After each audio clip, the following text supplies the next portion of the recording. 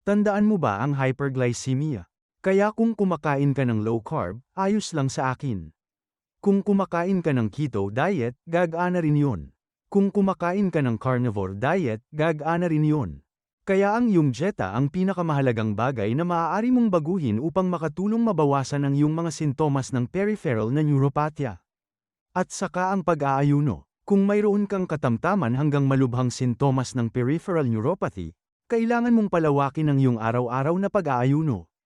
Kailangan mong dagdagan ang 8 oras na pag-aayuno habang natutulog ka sa 14 hanggang 20 oras na pag-aayuno kada araw. Kapag umabot ka ng 14 na oras kada araw, at gagawin mo yon ng ilang sandali, mapapansin mo na may pagbuti. Kapag mas mataas mong itinaas ito sa 16, 18, o 20 na oras, mas mabilis mong mapapansin ang pag-unlad. Ngayon, tandaan na ang mga nerbiyos ay napakabagal. Ang mga nerbiyos ay napakabagal muling tumubo.